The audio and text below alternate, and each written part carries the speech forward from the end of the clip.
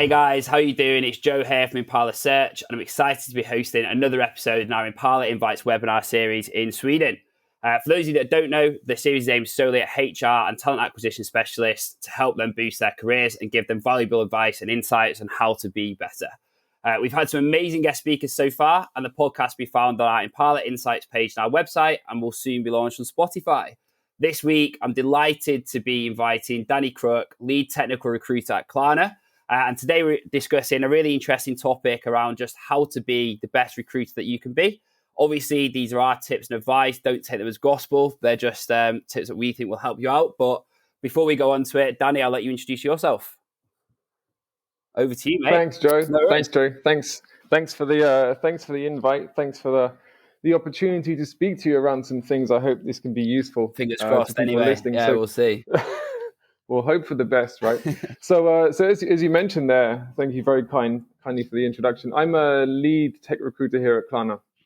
I've been here for almost 6 years. Klarna, for those of you who don't know, we're essentially a global payments and shopping service. We provide smarter and more flexible shopping and purchase experience for millions of consumers across 17 countries at the moment and growing. So I've been here quite a while. Today, I lead a team of recruiters across a couple of different locations. To give you some quick background, I started my recruitment career almost 11 years ago now in an agency in the UK before going in-house and worked purely as a technical sourcer for about 3 years before moving into more of a full life cycle recruitment position, which is what I do now here at Klarna. I mostly hire software engineers for multiple European offices we have here at Klarna. It's a pretty exciting role, isn't it? And I suppose I've been at Klarna now for a couple of weeks on consultancy, and organized chaos is what I would say. It works, but I don't know how, which is pretty cool. But I think that the topic we're covering today is just generally, I suppose, how to improve yourself as a recruiter, or I suppose make life easier. And something that we discussed was actual learning, but learning not necessarily within recruitment, but outside of recruitment. Something that you were quite passionate about, Danny. So what did you actually mean by that? So I think there is this idea that learning more about recruitment is all you need to do in order to become a better recruiter. And there's obviously some truth in that, right? But my point here is like just learning more about writing better Boolean strings and reading articles around how to personalize reach out emails and things like that. Yeah. I think that's really valuable, but I think that will only get you so far in being a better recruiter. And as a recruiter, I have always and still do always strive to be as good as I can possibly be, to try and improve in areas that I think are really important, where perhaps I'm not so strong today. And I've struggled over the years to find really good learning material, be it podcasts or books or articles and stuff, because some of it is pretty niche. When I started in recruitment, it was around how to be a better sourcer, how to source on different platforms, how to write more engaging emails. But then I'd say as you transition to more of a full life cycle recruiter, and we want to develop more skills in things like stakeholder management and in negotiating offers to candidates and maybe even public speaking and things, then I think we need to look outside the area of recruitment. Yeah. And look at some skills we can learn there. I definitely agree. I think it's those soft skills, isn't it? So you mentioned public speaking, negotiation, and I think sometimes the challenge is where to go for those skills. So where would you recommend are good places to start? Put you on the spot there. So I think that's great. I think there's a multitude of resources, and I think people have different. People prefer different learning material. Some people like podcasts. Some people really enjoy videos. Some people like books or like long form articles and stuff. And I think it really depends. I found a lot of success reading about successful people. Now, it doesn't always have to be people within recruitment, like I mentioned, entrepreneurs, for example, people who've done really, really impressive things and trying to understand their mindset and what differentiates them from the rest. And I think that can add a lot of value as long as you're going with the mindset of like, I'm trying to take something from this and apply it to my role as a recruiter. 100%. I think I'm a big one with you at reading books, and I read The Fear Bubble. It makes me feel bad about myself though, and I'm like, oh, I've got issues, and you actually really don't have any issues, and you look at other people that are writing these books and they're amazing people. But with that though, you mentioned obviously improving yourself. Why do you think that that's so important in terms of, if we do relate that back to recruitment, so those soft skills, why is that so important, do you think? I think these days more so, like, technology has leveled the playing field when it comes to sort of identifying and arguably even engaging candidates, you know. And I think what can really be a differentiating factor is the relationships we build with people. Yeah. Be those colleagues, people we are leading, candidates, hiring managers, or just other people in the organizations we work for. And I think that relationships can really make or break a recruiter's success. But 100%. I think touching on that is potentially even stakeholder management. And how important would you say that is, as a, not even just an internal recruiter, but within an agency? How important is stakeholder management for you?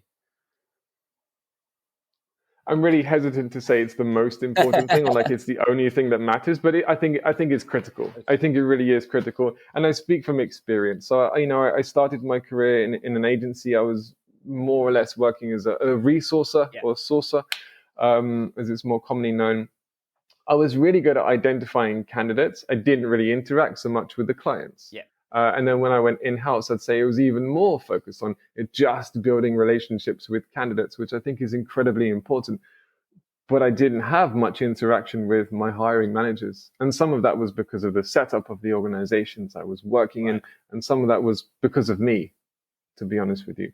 And we have this assumption, or I had this assumption, that if I just put great candidates, in inverted commas, great candidates in front of hiring managers and make sure they speak to each other, then they'll be hired. Yeah. Right. And it's not about that. It's about understanding the real pain points of your hiring managers, or even the company you're working for, the real problem that you're trying to solve. And I think that's what, sort of differentiates a good recruiter from a great recruiter. I'd 100% agree. It's much more than just finding, I suppose, the perfect CV, because if that was the case, like you say, there's enough technology out there to probably do us out of a job. I shouldn't be saying that on this podcast, but there's a lot more than that. And I think building on that stakeholder management are more lessons learned with that. What lessons would you say that you've learned out of recruitment that have made you better at stakeholder management, or better in your job day to day? I think it's the ability to not assume anything. Yeah. And don't take things at face value. Okay. So I know it's a little bit cliched now, but asking why 5 times, but really what you're trying to do is uncover the real problem that someone is experiencing, or the real pain points they're going through, whether it's speaking with hiring managers or candidates. So when a hiring manager says, I only want to see candidates who have 7 years with this, 5 years with this, and a master's degree, it's about the difference between saying, okay, great, I'll go and get you those requirements, right? Or then do you not necessarily challenge, but do you seek to understand where those requirements come from? Why is this really important? And I think that if we can talk about the difference between, your standard transactional recruiter and someone who's in more of a talent advisor capacity, the recruiter merely takes an order and executes on that order and brings them exactly what they were looking for. Whereas a talent advisor is like, I hear you, here are some sample profiles that I've brought along to our initial discussion. I'd love to hear your thoughts. And you purposefully bring along profiles of people from quite diverse backgrounds, non-traditional backgrounds, people with degrees, without degrees, at widely known companies, at unknown startups and stuff. I think that's really important, because you're setting the expectations there and then, rather than, I suppose, just receiving the expectations. And I think you touched on a good point there, that recruiters think that they're there to not necessarily serve, but work for their hiring managers. But actually, the reason why we're employed is to work with them and actually advise as a consultant. And the word wise is very powerful. I think some people don't like using it because they might see it as confrontational sometimes. But if you package it in the right way, well, you're going to uncover a lot more information than if you don't, like you say, Danny. So I think it's a very, very good point. The word wise is something that I use all the time, whether it's positive or negative, I hope more positive. But it's something that I definitely do. In terms of that, and dealing with stakeholders, it's probably a wider topic of negotiation, not in a sense that we negotiate with them over salary, but we still are negotiating over what the perfect profile is and how we can help them. So how important is negotiations a skill, do you think, with a candidate, but also with a stakeholder? Yeah, I think it's incredibly important. I know a lot of these terms are thrown around. They have quite overlapping definitions. But if we look at some of the commonly used soft skills, I think are incredibly important. By the way, we can mention things like negotiation, persuasion, influence, even courage, or just general interpersonal skills. Yeah.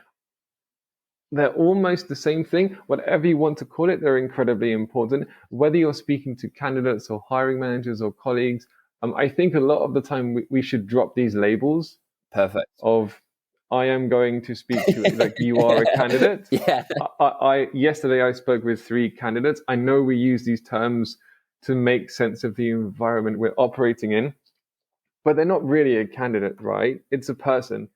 And it's not a hiring manager. It's Joe, who works in engineering, who desperately needs people because otherwise he can't release his next product, for example. So I do know that the labels do have some value, but I think sometimes they can depersonalize things. I think that's and I'd say like another really, really important skill that I think is often overlooked in recruitment is the ability to listen. Mm-hmm.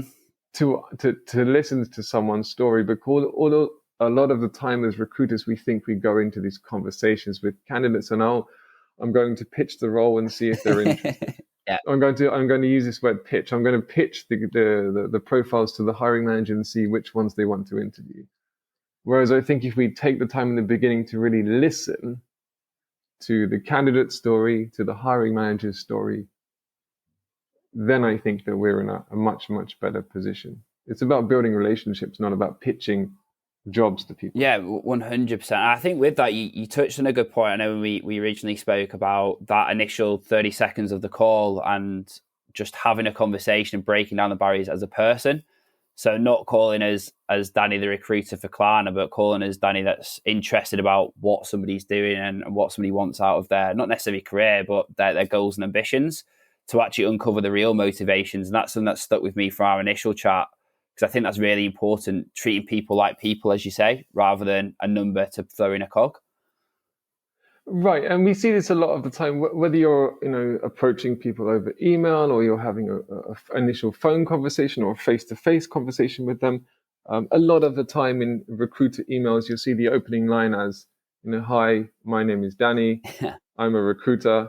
I work at Klarna. I mean, all of that stuff could have been deduced from the person's LinkedIn profile. It's not really relevant, right? Honesty. Or your email address, right? It's like, thanks for clarifying, Danny. And then it goes into like, we're a whatever. Let's use an example. We're a FTSE 100 blue chip, blah, blah, blah, with X amount turnover, have grown 200% year on year, founded this, whatever, Series B, Series C investment. It's all about me, us, listen to us. We're doing great things here. Yeah. I think that recruiters would be much more efficient and have a much better brand as a recruiter and as an employer if they took time to listen and say, hey, I noticed you do this, this, and this. We're actually doing some cool stuff in this area. Would you be open to having a chat so I can find out more about the type of stuff you really enjoy and want to do? Yeah. And then I'm taking the time to find out what Joe would really like to do, rather than telling Joe all about Klarna, then asking him at the end if he's interested. I agree with that. And I think if we build on that, though, sometimes it's, I know myself, I've dealt with, I suppose, a lot of different people, and you speak with different people every day that like being spoken to in certain ways. So how important do you think identifying, I suppose, delivery and tone when you're speaking to somebody is on that call? And how do you go about doing it? Yeah, I think it's incredibly important. I think a lot of recruiter conversations candidates find themselves having are very impersonal. Yeah. But they don't lack that. That it's hi, my name is Danny, I'm calling from Klarna, blah blah blah. 5 minutes later, maybe I'm asking you what your salary expectations are, and if you have 5 years of experience with something. So I think it is incredibly important. You're much less likely to open up to me, so I can uncover your real motivations. If I take the time to do that, I can feed that information back to hiring managers or the wider organization. And we just have a better relationship. You're more likely to give me referrals. You're more likely to tell me your honest opinion of the position. Is it not attractive? Are we not paying enough? Should I be looking for some other type of people, for example? So yeah, I think it is incredibly important because it can be very rigid and stiff and formal and boring. And employer branding, for example, isn't something done by someone working in a corner of the office that you never interact with. It's how you treat everyone who comes into contact with your company, and that includes your initial conversations with candidates. I think that because you cannot say like we're super fun informal company, but then you come across as the opposite. As a robot, as the first conversation, it's just contradictory, isn't it? I think you touched on something good there, though, Danny, in terms of that bridge between the salary conversation, because I know a lot of recruiters are amazing at building rapport. They can have these chats, and then, like you say, it's a switch, and we go to, oh yes, we talked about this. So, what salary are you looking for, or what's your current package right now? So, how would you help bridge that in a more informal or casual way? How would you extract that information without that sharp switch? The money question there, actually, Danny. If people are going to be writing this one down, I'm sure. No pressure. No, so I think it's obviously very important. Yeah. You should first of all understand why it's important. So you don't waste the candidate's time, you don't waste your time, the company's time, interviewers' time and stuff. It's also candidate experience and stuff. 100%, yeah. But I think you need to bring it up at the right point of the conversation. Mm-hmm. Now, again, like you said at the beginning of this podcast, I don't think there is a one-size-fits-all approach to everything. And I think, but personally, speaking from experience, I think it works best if you can touch on this topic at the end of a phone conversation. So you don't want to cloud the conversation with money too early on. Yeah. If in the first 5 minutes we start talking about money, and then you won't give me a number, and then we continue the conversation. Otherwise, it's going to be a bit strange. It's awkward, isn't it? It's going to be pretty awkward, right? And then we're going to have to circle back on it. Yeah. So it's like if we can take money off the table, then we can uncover the real motivations. Mm-hmm. Unless you say you are genuinely motivated by money, and many people will say this, but then it's like, well, you almost want to ask, why is the money important to them? Yeah. Because things never really are as they may first appear, for example. So you want to set the tone of the conversation and build rapport, and then bring up salary at the end of that conversation. But explain to them why it's important. Like, hey, I'm just trying to figure out if this could make sense for you from a money perspective. Okay. Yeah. Now I get that it's not the be all and end all, Joe, but I'm, like I say, just trying to figure out if this is something we could potentially meet your expectations on. Could you give me a real rough idea of what you're thinking right now? Yeah. Okay. Is a lot more impersonal and I'd say rapport building, and it's a softer touch. I'm asking the same question as, Joe, please tell me what your salary expectations are. But again, it's less robotic. It's more human. It's more conversational. It's more personal. It's all about that delivery, like you say. And I think I sometimes, when I speak with recruiters, I'm like, if someone's to approach you in the street and go, Joe, Danny, what's your salary? You're going to be like, who are you and why are you asking me that question? And you're probably not going to reveal it. And essentially, although somebody's looking for a role, more often than not, we're actively approaching these better candidates. So they're not actively looking, we're proactively approaching them. So I think, like you say, if you're proactively approaching somebody, then just asking straight away what money they want to earn, it's a bit intrusive, isn't it? I think you're going to make it very hard for yourself to build a relationship after. Yeah, exactly. Starting with that question. Yeah. And look, I get it. And then I think it's really important to understand that a lot of the time, if I say, hey, Joe, can I get a rough idea of what you might be looking for in your next role from a salary perspective, just to see if we can make this work. You may have read, candidates, they read countless articles, they listen to career advice from people who say, don't be the first person to give a number. The person who gives a number first loses, and things like that. And I understand that they come from that mindset. Yeah. But if neither of us are willing to state any type of number or give any range or anything, and I think leading with a range is usually better than specific number, then it's just going to be a very awkward conversation or a non-existent conversation. You won't tell me what you're looking for. And then if you ask me what the salary range is, I say, well, I can't tell you either. So I get it. And I really think that the recruiter doesn't lose out by giving the candidate an idea of what the salary ranges are, with the caveat that this is the range. And I know different companies approach things differently. Lots of companies have salary ranges depending on levels. If you're coming in as a junior person or an entry level person, we would have a rough idea of what we're looking at. And the same for a senior type of position. Yeah. I would say to recruiters, just throw a number out there. You have to get the conversation going. It's totally fine. Yeah. Sometimes, injecting humor into things can be great. Like, just give me a rough idea. Are you looking for £500,000 a month, or are you looking for £5 a month, Joe? Yeah. I mean, it's something, right? Something I found that can work if people are very, very closed off, and again, it's because they've been told to never give the recruiter a number, they'll only come out worse off. Try to ask that candidate to detach themselves from the question by saying, let's imagine you're a JavaScript developer in Stockholm.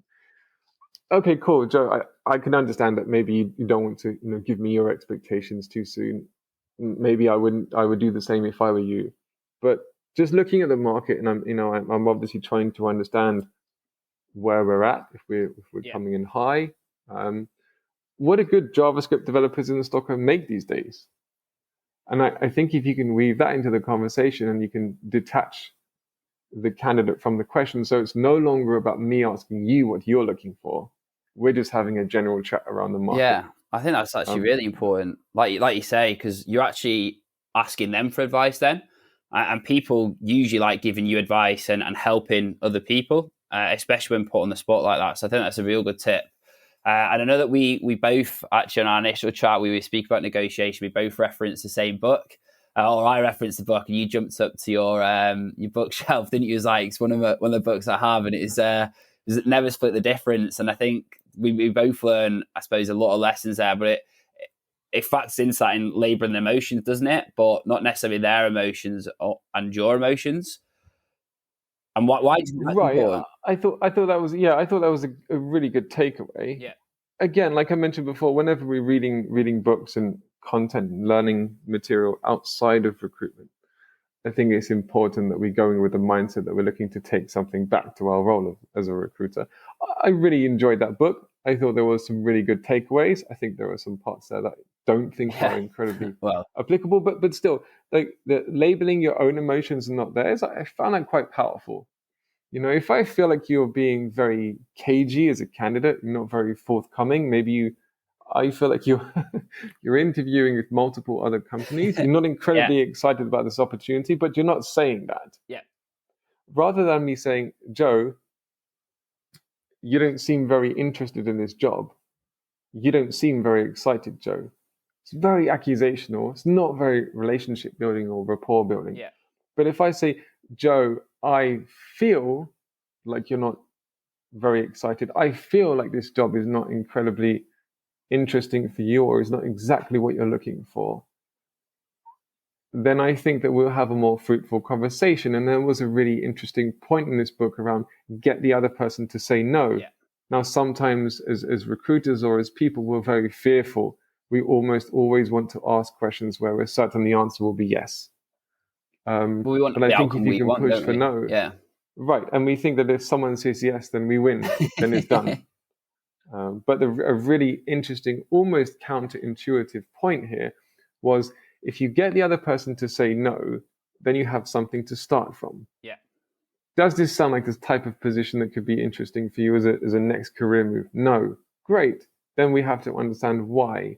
Maybe we can build on that. Maybe it turns out that I'm speaking to people who are not relevant, who are too experienced, who would not be interested in that type of thing. And that's good as well, because then I can get some market insight and I know where to go next. Yeah, exactly. You've got that feedback and you can learn, and then you know who to approach next time round or what kind of people to approach next time round anyway. So even if you get a no, you take that as a positive in a way, is what I always say. Yes, absolutely. And this goes with any stage in the recruiting process, to speaking to hiring managers or candidates. If I brought you someone who had these many years of experience and worked at this company and stuff, would you be willing to interview them? No. Great. Now I know why. The next question is why. Yeah. And then we've uncovered all of the reasons something won't work. And then what will be left with in the end is all of the reasons something will work. Yeah, I think we plug in the word why quite a lot in this, Danny. Could be a takeaway if people listening always ask why. And I think we've touched on negotiation and I suppose opening up with emotions and having that talk. But like you say, if we do talk numbers and we get out of them, the next thing is to then progress on to closing or securing somebody as a business. So closing, again, is another one of those buzzwords, isn't it? That we throw around to, we need to close them on the position, but we're just getting somebody on board with our vision, our company values, whatever it may be. So how do you go about that process in terms of communicating numbers, going through the trial closing? What would your advice be there? That I think it's something a good recruiter or a great recruiter does on an ongoing basis. Yeah. I don't mean call them every day, but I would suggest catching up with your. I know I said that we should try to stop using the labels here. I'm just simplifying things, but candidates that we are speaking with or in discussions with, we should catch up with them after every interview, and we should listen. We should do all of these things like all of the time. We should just listen. How did it go? Yeah. Do you have any concerns? Like, is there anything you didn't get the opportunity to ask that you would want to? Is there any information missing you would need in order to make an informed decision? If we were to make you an offer today, do you have any concerns? Yeah. Things like that. So you're pushing to sort of uncover the problems, uncover the blockers, the reasons something won't work. And I think on that, like you say, uncovering the blockers, would you again encourage people to try and get a no out of a candidate? Yes, absolutely. Yeah, I think it's incredibly important. Yeah. I mean, there's a line, right? Don't back them into a corner and force them. There's a balance. Remember that you're still trying to build a relationship here. Yeah. And if you if the answer to something isn't no, that's okay. My point is more that don't be afraid of asking questions where you suspect the answer will be no. Yeah. If we made you an offer right now, Joe, would you be willing to accept? No. That's great. Tell me why. Yeah. And then let's start to work on a solution together. So don't be afraid. I think courage is an incredibly important skill or trait in someone. I think you mentioned the book earlier. Was it The Fear Bubble? I haven't read it myself, but I get the concepts behind it, and I think that's it's an incredibly important lesson. Like having the courage to ask the difficult questions, regardless of who you're speaking to. And I found that that's been incredibly valuable as a team lead. I've been leading a team of recruiters for the past 2 years, and I've found that's been the most valuable learning experience ever, I would say. Like, don't be afraid to ask difficult questions. Yeah. And I think with that, though, like you say, our role is to, well, hopefully, although we're pushing for no's, is to hopefully get a yes, and to hopefully get people to come on board and join our vision, our journey. If somebody does say yes to you, but you're not convinced that actually they're as enthusiastic as they're letting on, how would you open them up in that scenario? Because that's different altogether, isn't it? It's not being convinced by the yes. So what advice would you give there? That's a great question. if someone is verbally saying yes, but you suspect that otherwise they're saying no, I mean, you have to dig, and I think labeling your own emotions is another one that I keep coming back to. I mean, I think there's a point at which you kind of have to believe people if they say yes. I will. I will accept this. Too much. Right, I would accept this position, but is there anything that's on your mind? I feel like Joe. Hey, Joe, I get this feeling that there might be something in the back of your mind that you're not quite comfortable about. Yeah. And sometimes giving your own story or an experience from your own life can really help to take the focus off of the person and put it on you. Right. Okay. And it can help them to see you as a human. And again, it can help in building relationships with anyone, I think. So say, hey, before I took this job, I was a bit concerned about this, for example. I was a bit concerned about the career progression. Yeah. I wasn't quite happy with the salary. I mean, it was enough for me to accept, but it wasn't really what I was looking for. And I was thinking, if I join, then I'll stick around for 6 months to a year, so my CV doesn't look too bad. But I was really looking for a little bit more. So I think sometimes, giving your own story can encourage people to open up and tell you theirs. Definitely. It's all about relating to people, isn't it? Like you say, it's breaking down, even from that initial call at the start, breaking down those barriers, getting somebody to almost become a friend throughout the process in a way. And then they're more likely to discuss their emotions with you. And the more open you are, the more open they'll be. I think it's a good point you've touched on. I think so. And I think if you're really upfront about positions, and I think a lot of the time, and I understand that it comes from a good place, but so many recruiters, they only talk about the positives. When do you ever hear about a recruiter talk about the negatives of a company? And I think if you do that, like, again, like, don't be afraid, like, have some courage. We're really not doing very well in this area. Mm-hmm. And this is something we want to improve on. Okay. And I think that's incredibly admirable of a company to be able to say that.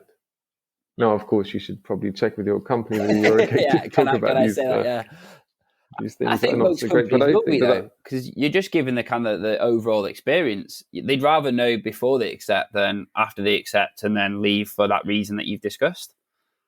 Mm-hmm. Yeah, no, absolutely, and it does help them to see you as a person. You're not just Danny Crook, the recruiter at Klarna. You're Danny, the guy who's super honest and super transparent. Which around things. Then I suppose advertises the culture of the business in the best way possible as well. So it has an impact on the company image, like you say. It's not just the marketing, it's not just the exposure that you get visually, it's the experiences you have through the process and the people that you meet.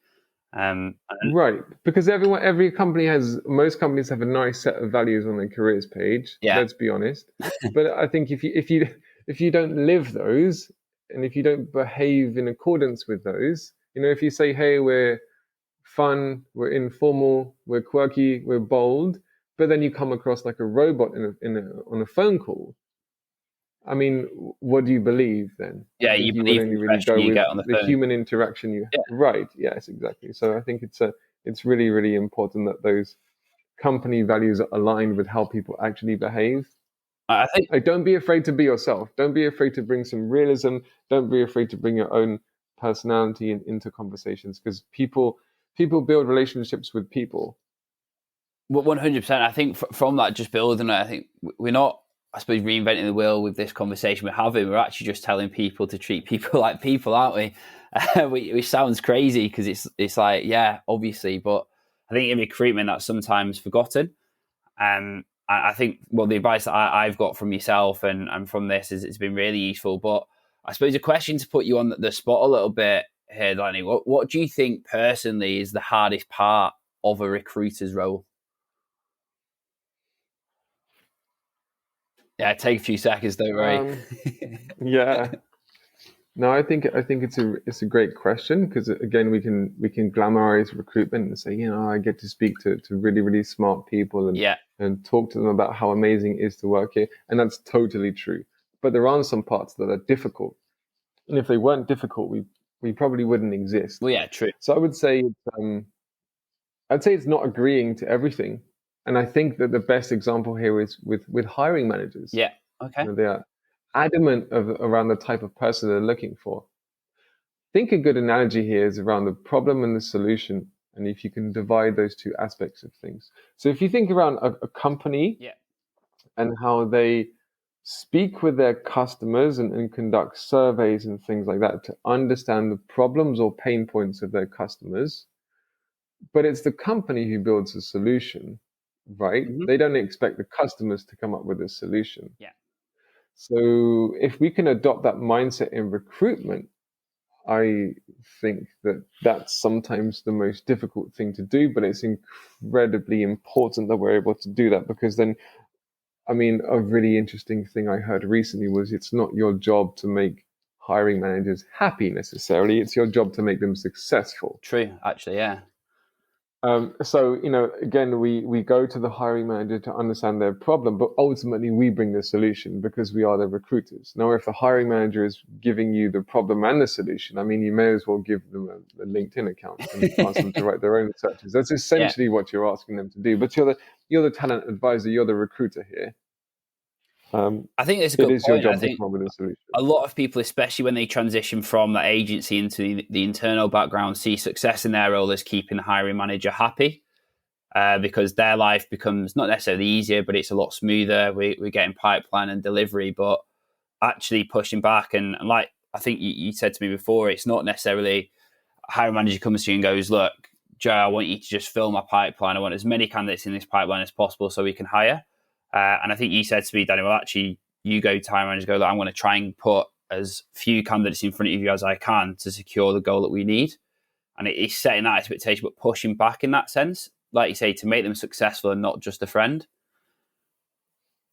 Yeah, and I think that's a really, Well, I stole really that from you, yet Danny. another. Actually, I can't take credit for that. I stole that one from you. Counterintuitive, right? Yeah, Because if you think about it, you think, oh, my job is to put, or you'll hear many recruiters say, this week I contacted 100 people. That means I had a great week. I mean, that sounds like a pretty bad week, if I'm honest. sounds like a rough week. It- Yeah, so that's a generalization. It depends on the type of position you're yeah, looking for. Maybe you're working on, on hundreds of positions. It's very, very straightforward in terms of the requirements. You're just going to have to play the numbers game. I get it. Many roles are like that. But I'm saying that recruiters generalize and think that everything is like that, that I have to contact as many people as possible, that I want to have as many interviews as possible. I mean, what you should really be looking at is your conversion rates. You should be looking at how many candidates are passing from each stage to the other. And your goal, I believe, is to put as few candidates in front of your hiring managers or interviewers as possible for each hire. yeah, And if you go with this numbers approach, then you're not utilizing like the mental model of inversion, which is like beginning with the end in mind. It's like, if I need one offer accept, then I need to make two offers and then working backwards from there. And that statistically means that if I can source 4 people a day, I will be good. And I will seek to constantly improve those conversion rates so I can get down the number of people I need to proactively contact or number of referrals I need to generate every day so I can be really, really more efficient. Like don't mistake busyness for productivity. I think that's a vital thing. Don't mistake being busy for being good or being productive, like you say. If you're busy doing nothing, then you're actually not achieving anything. And the most valuable commodity, I think anyone will say in a business is time. So if you can save your hiring manager time by interviewing less people and still getting the same output, ultimately they're going to be more successful and they're going to come around to your way of thinking, I'd say. I think from this today as well, Danny, I've got a lot of advice from you. I know you've got a lot of experience, but what would you say is the best advice you've ever received? Probably a bit of a tough one, but what would you say that is for you? I say I've received a lot of really good advice. Um, One of the best pieces of advice I received very early on in my recruiting career, Yeah. when my director said, Danny, how many candidates do you think you need for one hire? Okay. And I would say, maybe 8. He'd say, are you sure? So maybe 16, 32 perhaps. I'll go with 50. Yeah. It's like, but the answer is simply one. You need one candidate for one hire. Of course, in reality, there are too many variables there that could possibly affect the outcome of things. You wouldn't feel very comfortable having one candidate in process for every open position you have. But the point is, we don't have to play this numbers game. We make life very, very difficult for ourselves. If we contact 100 people, imagine 25 of them reply and are interested. You have 25 conversations you're going to have next week. I would be very surprised if they're all incredibly relevant and genuinely interested, right? And then you're going to have to manage those people. And are you going to do the same thing next week? Contact 100 other people. So I think you really need to think about things. And you're going to provide a bad candidate experience for the vast majority of people. So the more people you have in process, it's the more candidates you have to interact with, where the experience you provide them with is incredibly important. And I think that we sometimes overlook the fact that giving a bad candidate experience has long-term consequences. 100%. We sometimes think it's really, really long-term. Another good thing I heard recently was we give 99% of candidates a bad experience to hire the 1%, And then when we have a new position open up, we wonder why that 99% don't want to speak to us anymore, right? Well, I think it's full circle back round to that business impression and be buying into the brand at every stage. If you're going to have 25 candidates a week, at some point, I suppose everyone's only human. You're going to drop some balls. You're juggling too many plates at the same time, and you are going to make mistakes. And fundamentally, if you can reduce that to half but get the same conversion, then you're going to make less mistakes, and everyone's going to have a better experience throughout the process. So I think it's really vital because, like you say, dropping one plate in the grand scheme of things in the immediate time frame might not be a huge thing, but in the long term, it could be. But you can't afford to do that. Like your employer brand, but also your own brand, and you'd be really, really surprised how many people will remember you 10 years later. If you give them a bad experience, or you just never bother to get back to them because you never received any feedback from the hiring manager. Yeah. Because they were a difficult hiring manager, or you never built a relationship with them, or both. But I mean, the worst thing you can do is to say nothing. It's incredibly important. I think protect your reputation, your company's reputation. It doesn't take long to give someone a 3-minute phone call. No, definitely. I 100% agree. And I think today's all been about learning necessarily, or not necessarily learning. It's about us giving advice and insights on how to improve. What would you say the best learning resources you've had are, or what learning resources would you recommend? I know we're not pushing things here. There's loads of different sources out there. You might think if you're listening that they're not great, but in terms of your opinion, Danny, what would you say the best ones have been for you? I do listen to recruitment stuff. Yeah. I do read recruitment related content. I'd say it makes up about 10% of the stuff I consume. Okay. So other things, I personally prefer books and podcasts, right? Mm-hmm. So we talked about Never Split the Difference. It's a great book. There's things like Thinking Fast and Slow, books like Influence, Atomic Habits, How to Win Friends and Influence People. Yeah. I guess we could go on, but the concept is these are all books that are not called, they're not shelved under recruitment for dummies, basically. Right? And like business biographies, again, is really, really interesting. Don't be afraid of reading things you don't agree with either. Yeah. Or reading about the successful entrepreneurs you may not necessarily like. I think that like some really good ideas. Some really good ideas have come from people I wouldn't want to share a coffee with, for example. Yeah.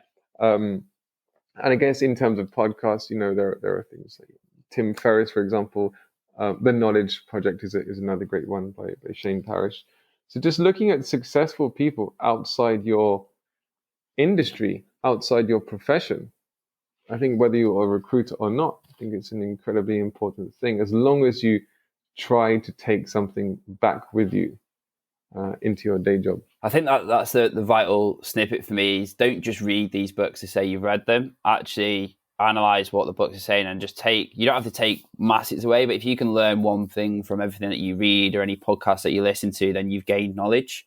So it's evaluating it for your role that you're doing now and not just doing it to shout to your friends about, have you read this book? Have you listened to this podcast just for the sake of it? Right. So like finishing the book isn't the goal here. No. The goal is to extract useful information and apply it. And I think that comes down to day-to-day in recruitment, isn't it? The goal isn't to do the most pre-screens or have the most interviews. It's to get to learning to be the best that you can be to make your life as easy as possible and ultimately excel your career that way. I think it comes back to everything personally. You might disagree there, Danny, but I think everything falls back to that. But today, thank you very much for taking your time. I don't know if you've got anything that you'd like to add at the end or anything. No, I think that's everything. Like I said, I've had a lot of success. I like to think so, at least. I've had a lot of success, focusing on learning things outside of recruitment. I don't think we should be so narrowly focused. But I think that we should keep learning for sure. That is incredibly important. Yeah. And the more you learn, I think the more you enjoy it as well. Yeah, well, the better you get at retaining information and the better you are at things, the more you tend to enjoy them. But I think that's a conversation for another day, Danny. I won't trap you in that one. Thank you very much, though, for taking part. I really appreciate your time. For those guys listening in, I really appreciate it. This will be up on our Impala Insights page on our website. It will also be on Spotify. And if you've got any questions, feel free to reach out to myself, potentially Danny if he's not too busy. But no, thank you very much again, Danny, and thank you guys for listening. Thanks a lot. No worries.